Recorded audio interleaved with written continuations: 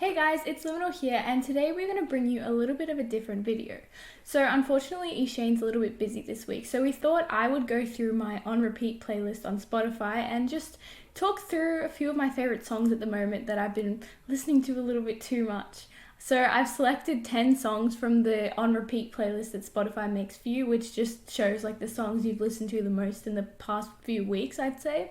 And I'm just gonna play them, jam along, and talk about why I like them so much. Disclaimer, I cannot dance at all, so I'm sorry for the torture to your eyes. I've been waiting so long So the first song that's actually on my on repeat playlist currently is Sunshine of Your Love by Cream, which I know is one of the most basic Cream songs out there. But I'm kind of just in that stage, when you're getting into an artist and your favorite song, well, not favorite, but the song that you know the best is obviously their most favorite, so you listen to it over and over again and you get into all of their other songs as well. There's no denying that the riffs in this song are so iconic, the bass from Jack Bruce and of course the guitar from Eric Clapton.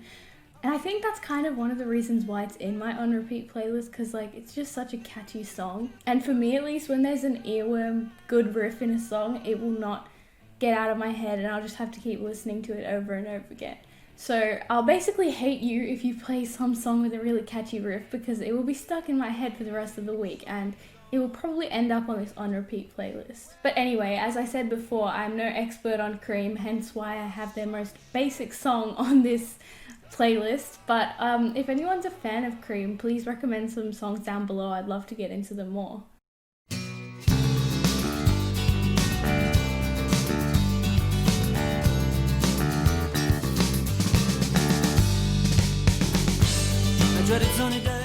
I'm a huge fan of the Smiths. I'm not really involved in their fan base or whatever you would call it, but I feel like this song doesn't really get talked about as much as some of their others, but I just really love the lyrics and the vibe of it, though the misspelling of Cemetry in the title has always bothered me a little bit.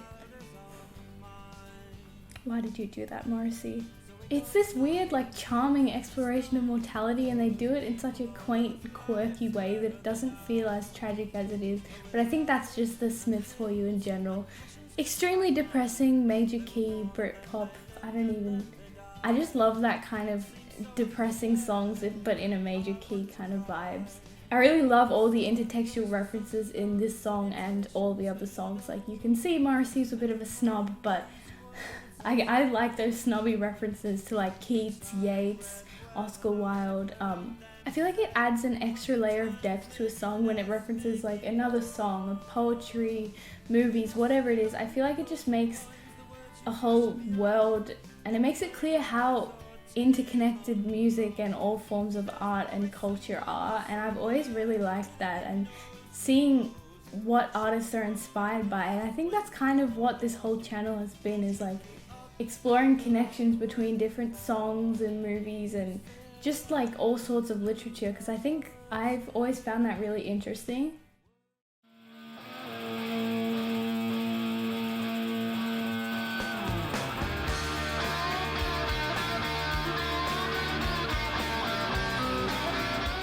So I'm continuing the Britpop theme here with Some Might Say by Oasis.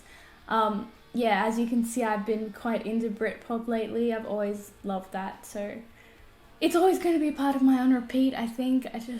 Something about that whole era, time and place is just really attractive to me in music. I think the lyrics of the verses in this song are really catchy, the repetition of Some Might Say and him discussing how people who are more well off deal with the heaven and hell lyric, and just all the verses I think are really well written. And then in classic Noel Gallagher fashion, you've got this chorus which just seems like absolute gibberish, and I think that's one of the defining characteristics of Oasis, which I love so much, and it's very prominent in the song, so that's why that's been on my on repeat lately.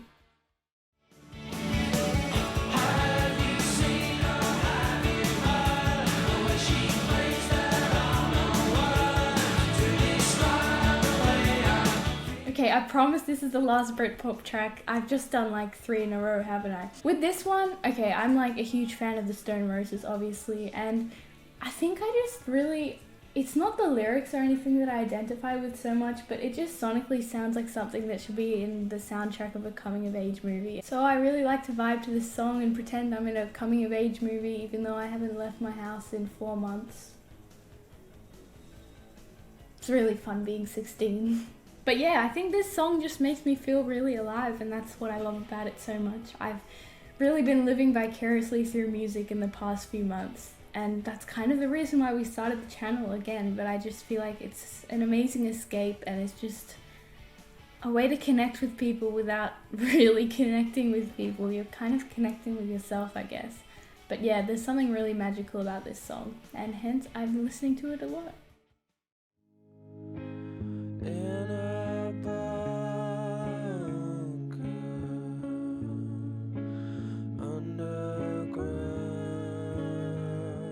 So the next song I've chosen is actually I Will by Radiohead off Hail to the Thief, which I know sounds like a very left of field choice of a Radiohead song to listen to over and over, but there's something about this song that I just, every time I lose my focus or perspective, I just sit down, put headphones on and just play it once or twice, and I feel like it just grounds me in this weird way. And of course, I'm a massive fan of harmonies. If you've seen any of our other videos, both Ishane and I literally go weak if we hear a good harmony, and this song has harmonies galore, so I think that's one of the reasons. But at the same time, I feel like maybe I'm not active enough in the Radiohead community, but every song off of Kid A and In Rainbows has its own fan club, and I don't think I Will has its own fan club. Like, does anyone want to start one with me? Because this song is incredible, and I feel like it deserves a lot more hype. And I know musically it doesn't have the beat driving it like some of their later tracks, and it doesn't have that raw rock sound like something from the Bends would, but Tom has actually said he thinks it's the angriest Radiohead song, and partly I would agree. I remember reading that he read it after seeing stuff happening with the Gulf War and like women and children being killed, and it's such a tragic and haunting song, and it's just beautiful, like everything Radiohead does. But I don't know, I think this song deserves more attention, and I really love it. As you can see, I've listened to it way too many times. I was actually on Last FM, and I saw that for a long time I Will was my most listened to track. It was like a ridiculous amount of times I played it, but I just really love it.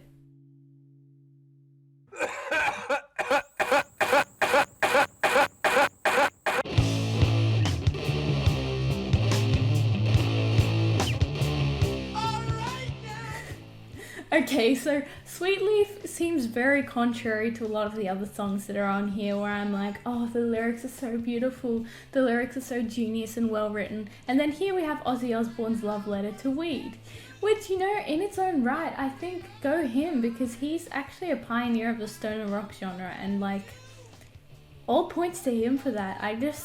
This song, I love the riff, I just love this song, and no, it's not because it's a love letter to marijuana, although I think he's very genuine in that, and I really admire that, but it's just a really nice song to jam to when you're angry, or like just when you need something upbeat. I don't know, I just really love Sweet Leaf. And also shout out to the cough at the start of the song. It's like such a funny start to a song, and every time it comes on you know it's Sweet Leaf.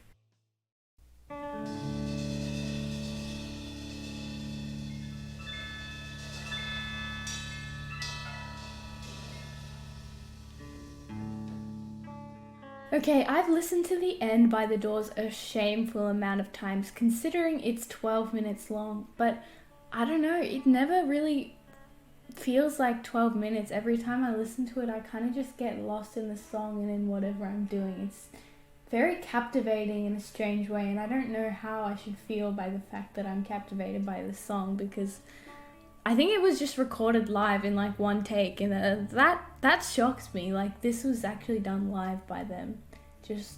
It sounds very chaotic and, again, genuine. Yeah, I don't know, something about the end is just, it's so captivating and theatrical, and then Jim Morrison talking about like the Oedipus complex and just basically just screaming into a microphone.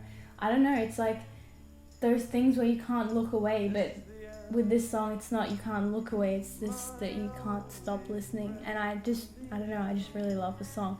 Also, shout out to Nirvana's cover of The End, which I found on YouTube once. I'll play a little bit for you now. But, oh god, Chris screaming in that never fails to make me laugh so hard. I love Nirvana's cover of The End. Even though he's completely making fun of it.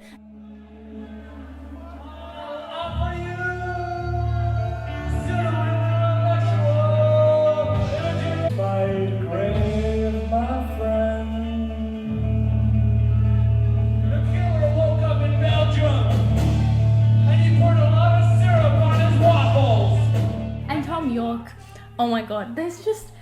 Should I feel ashamed for liking The Doors? Because Nirvana clearly made lots of fun of Jim Morrison. And then we have Tom York's amazing performance of Anyone Can Play Guitar live at the MTV Beach House.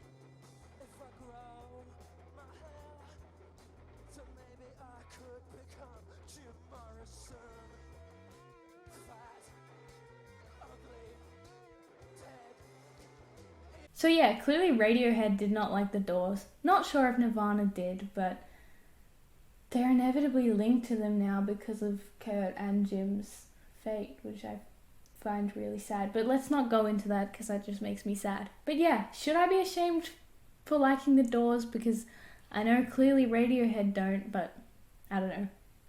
I just really like this song. Comment down below what your thoughts on The Doors are. I don't know. I've really been into them lately. But anyway, I hope you guys have enjoyed this video. I'm sorry it's a little bit different to our regular scheduled programming on this channel, but yeah, I hope it's been a welcome change. Please comment down below and let me know what you think, and let me know what's been on repeat for you recently. I'd love to know. Anyway, I don't have Shane here to do this cringy outro with me, which is really sad, but don't forget to like, subscribe, and comment down below. See you guys in the next video. Bye!